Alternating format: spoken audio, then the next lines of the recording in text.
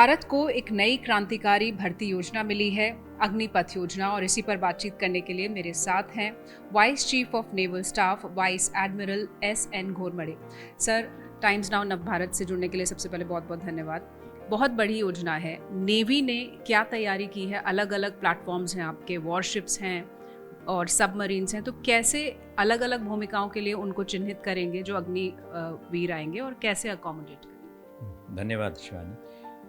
सबसे पहले तो मैं ये कहूँगा कि हमारे नौसेना का उद्देश्य है to be combat ready, cohesive, credible और फ्यूचर प्रूफ। तो हमारा उद्देश्य और ध्येय यही रहेगा कि हम इस विजन को हमेशा इस पर हम केंद्रित रहें।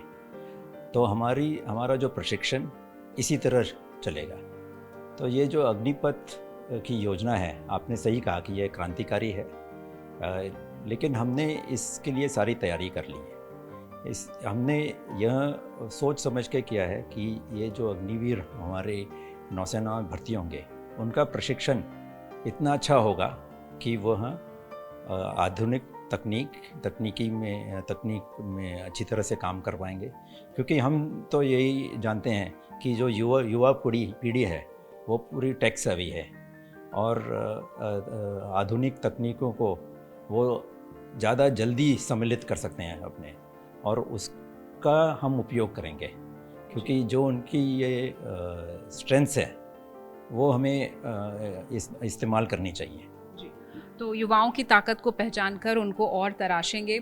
एक और बहुत बड़ा सवाल ये है कि जब ये 4 साल के बाद छोड़ेंगे सेनाओं को, अगर नौसेना कोई अग्निवीर छोड़ते हैं, तो इन 4 सालों में आप उन्हें कितना तैयार कर देंगे कि वो बाहर की दुनिया के लिए अपने लिए अवसर तलाश कर सकें? क्या इसकी भी कुछ तैयारी नौसेना ने की? जी हाँ, क्योंकि आप तो ये जानते ही हैं कि ये जो सेनाएं हैं उनका जो प्रशिक्षण है वो बहुत ही अच्छा और बेहतरीन है।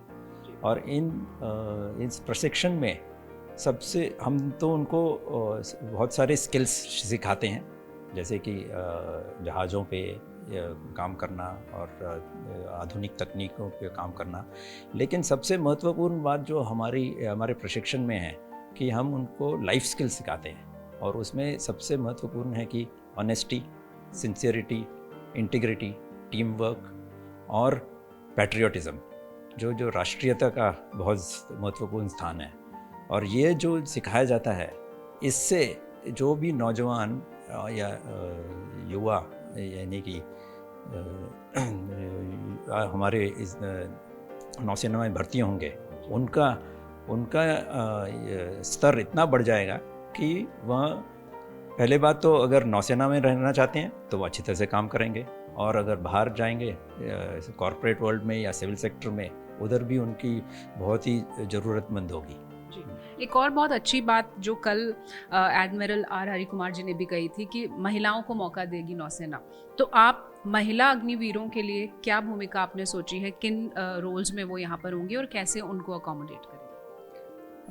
महिलाओं को तो हम बहुत ही सालों से हमारा विचार था कि उनको नौसेना में भर्ती किया जाए, और यह अभी अग्निपथ योजना आई है तो हमने तो ये तय कर लिया है कि महिलाओं को हम सभी ब्रांचेस में सम्मिलित करेंगे।